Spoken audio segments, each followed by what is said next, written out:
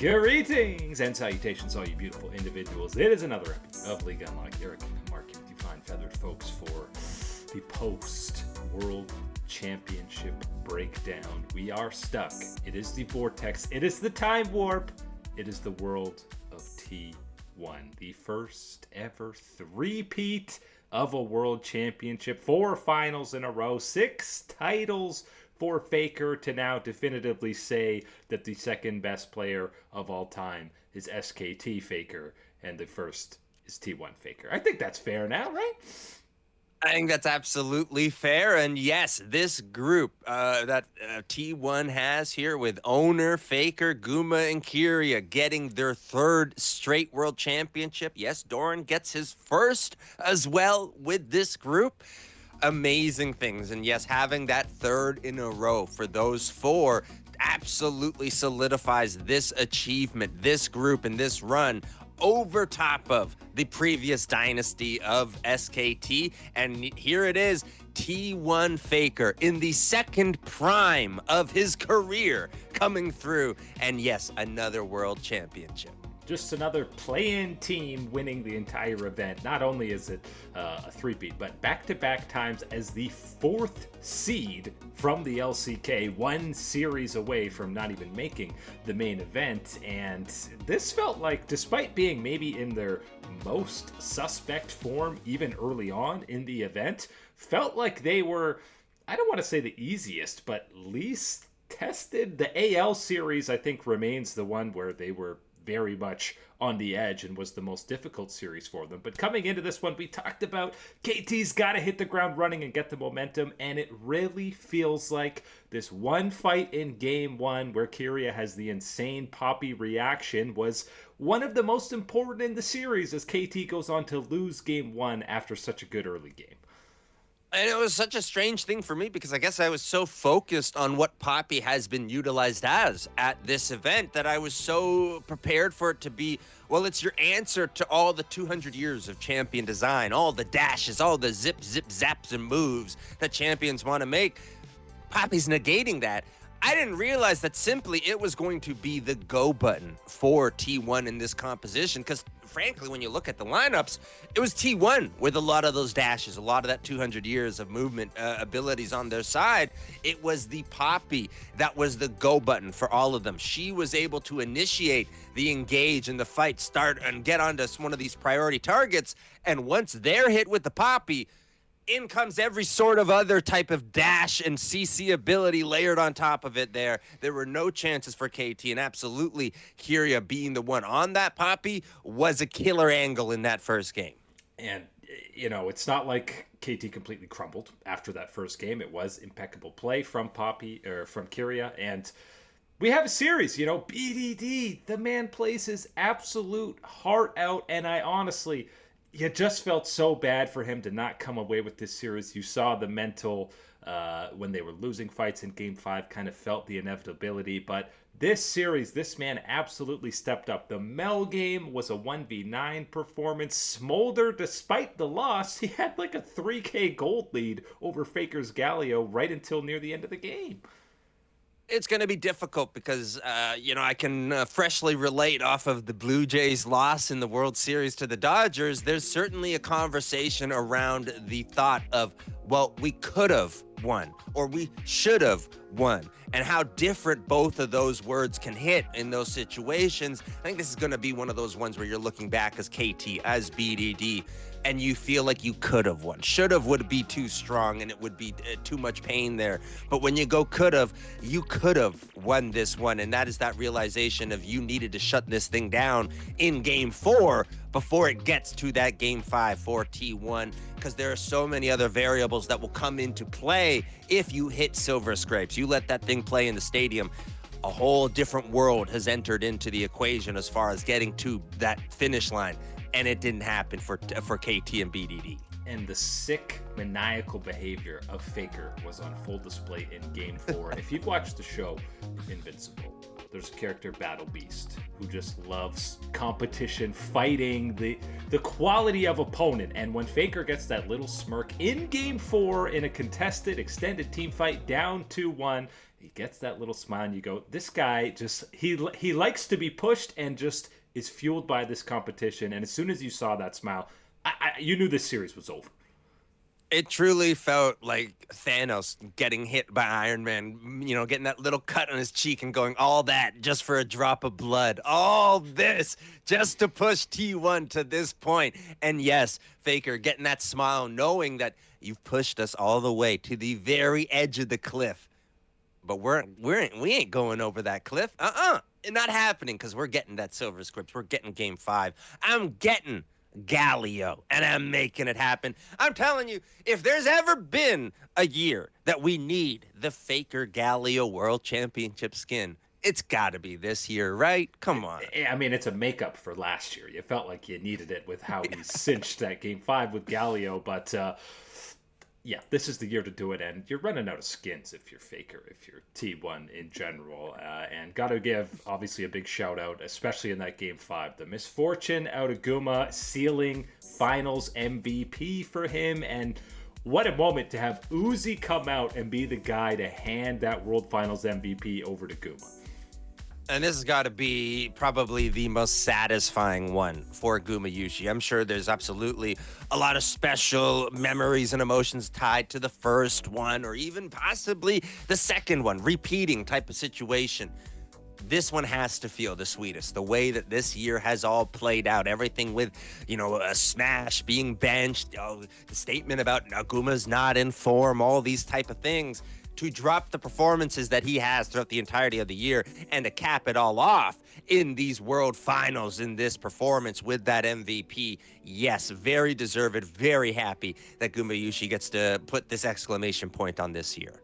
And as a three-peat, this has got to be the most muted World celebration. If you put them compared to all the other ones for T1 and the other champions, this has got to be the most muted, even when they cut right to Doran.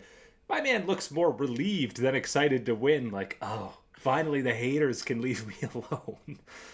I think it was a mixture of that and just, kind of the elation of just not believing that it's actually happened. You finally have reached the pinnacle of the mountain. You have made it all the way despite all of the hurdles, all the hateful comments, all sorts of things like that. And yes, even with some questionable choices, let's say it, in Game 5 from Doran, outside of the first 15 minutes. I'll give him that in this Game 5. It certainly was not the best performance of him, but coming through, getting this one and the journey that it had been for him this whole year, the conversation around Zeus, Keen, that whole thing from the offseason, coming through and getting to lift that Summoner's Cup at the end of it all. Again, what a moment for Doran.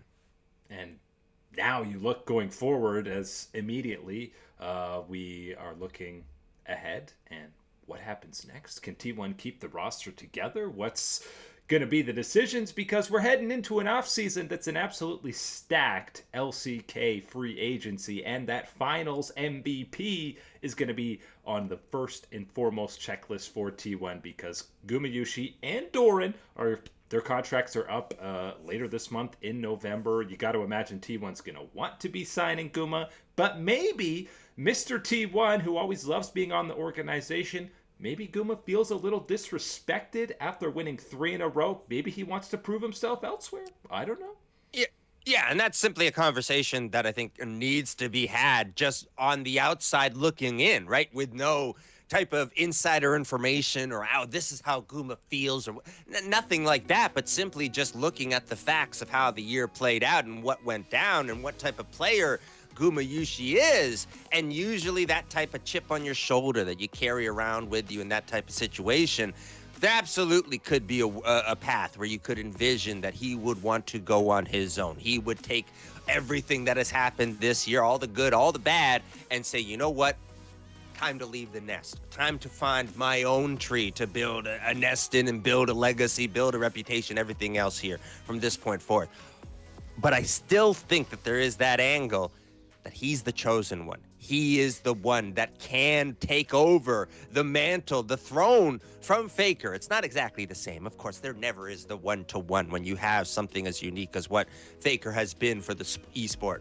But when you look at Gumayushi and what he could be and has been for T1, There is no question to me that that is the replacement, and you need to do everything you can to secure him moving forward.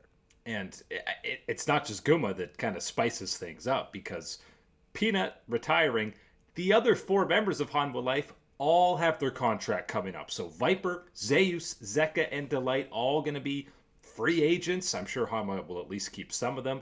Canyon on Genji, Duro on Genji also have contracts up. So all the big squads in the LCK have major players that it's unknown where they're going to be playing in 2026.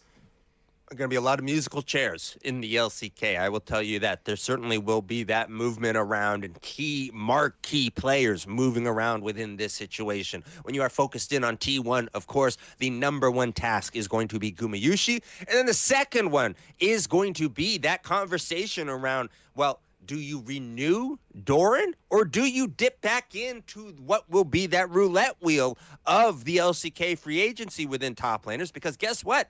Zeus is back on there. Keen is back on there. Pretty much everybody that you want is going to be in that conversation of what are possibilities for that role. So that's certainly going to be one of the ones that you are looking at. And again, T1, of course, at the forefront of all these conversations as that defending champion. But yes, Genji will have openings in that lineup on what they want to do with that team. Hanwha Life, completely open options in that regard on what is going to happen. So yes, very much so looking at a shifting of the sands within the LCK. How limitless is the budget is really the question for T1 and even some of these other top teams in the LCK, as we're going to go full steam ahead into that 2026 offseason.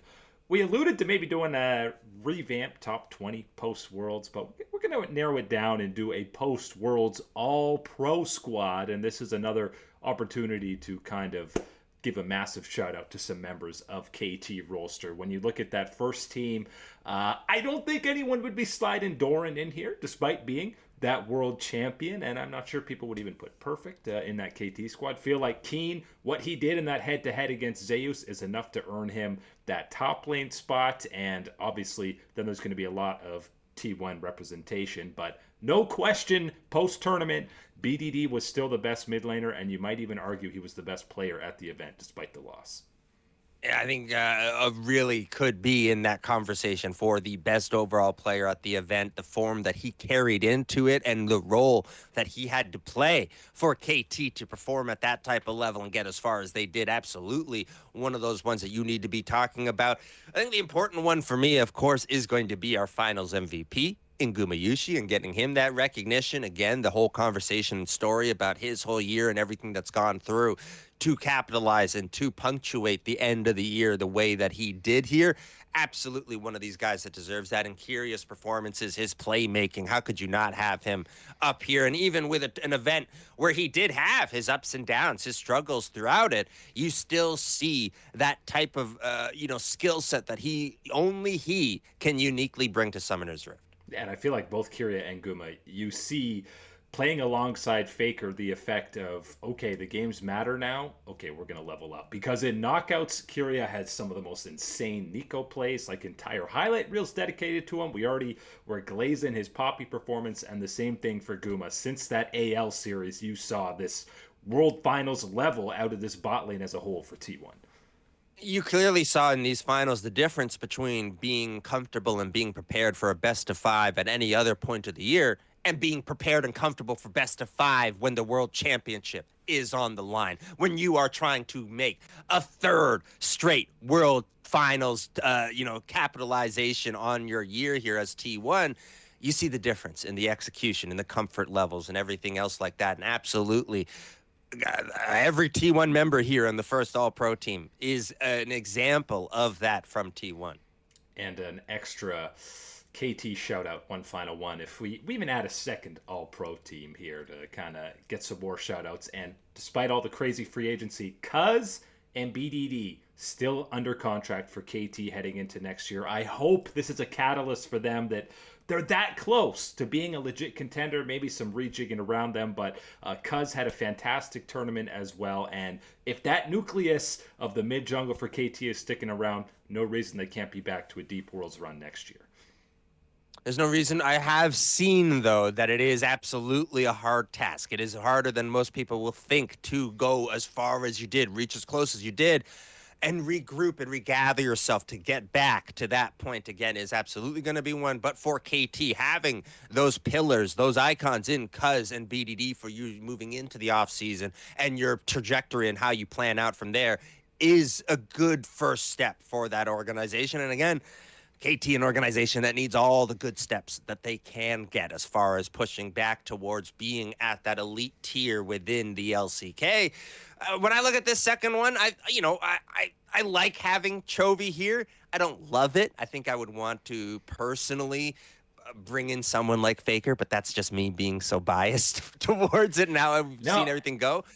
But that's my personal flavor in there. I know that that's going to be a contested one, I think. And again, you look at World Finals, Faker had a great performance. Chovy did have a choky showing in that KT series, a couple of the games. And I just still feel like he was elite for everything but 2 games against KT Rolster at this event. It's one of those situations where he just has, again, and how much of this do you want to put on the individual player or not? But he's just raised the bar so high for what you expect from him, what you want to see from him, that when you do have these falters, these little missteps, however small, however medium, large they are, you're going to feel them and be kind of critical of them, certainly from the fan perspective. So I can understand that when you look at this type of one. And I can, again, my personal feelings would be wanting to throw Faker in there, but I know that some of that equation is simply just my fandom coming into it. So I do stop myself, and I do have that little check there. But I think as well, when you're looking at the second All-Pro, guys like Doggo getting their recognition for the performance and tournament that they had as well here. And I do want to make sure that we are giving Peter his recognition as well, because this has been certainly a glow up for the whole year for him, but especially throughout this World Championships. And I don't want that last taste, that lasting image of people is going to be some of these mistakes, some of the struggles within the series of the finals, and especially in that pressure-packed Game 5, a situation unprepared for by Peter. Yeah, and the Doggo one, I don't think any AD carry had more impact in some of these wins for CFO. I think Viper is probably the only other guy you maybe slide into that second spot behind Guma, but the entire playstyle for CFO being kind of based around Doggo and the excitement and pressure that he put in multiple games, not just these Draven games, but almost every game he was on the Rift, definitely deserving of a major shout-out. It's part of the equation, right? When you're rolling through all pros, part of that is the difference maker equation. How much of a difference maker is you compared to anybody else in this type of position for your squad? And Doggo absolutely answered that call multiple times for CFO. So yes, got to give him a little bit of the roses here at the end of our World Championship coverage. It wouldn't be a recap of Worlds without going through the opening ceremony, the marquee part before you actually hit the Rift. And in China, we get, it's not an outdoor venue, but we get our Elder Dragon moment with the Atakhan coming in. I gotta say, the lasers and light show that happens when this guy comes out, peeks his head. Again, I'm always confused with this AR, augmented reality stuff. How much are you seeing in the venue versus, what's actually being there with the cameras? But that was, the stage was really cool, and seeing him pop out like that, I'm sure terrified some people with whatever they could see. I loved the opening ceremony. I think, again, knowing that Worlds is in China, I was never going to doubt the type of presentation that we were going to be treated to for this event. And yes, it absolutely did deliver on all those type of fronts. I think the beginning, maybe a little bit slow for some people with Chrissy Costanza coming out there kind of doing the melody, the ballad of all sorts of hits of the world songs of the past. And really, I think it was kind of a segment that was really leading from what was showing of this arena, right? The setup on the grounds and the stadium, that type of thing. That was what the beginning was. And then we move in to the performance with Atakhan, all these things. And again, the visuals of it were so strong, so powerful. Really thought that was an impressive part of the show.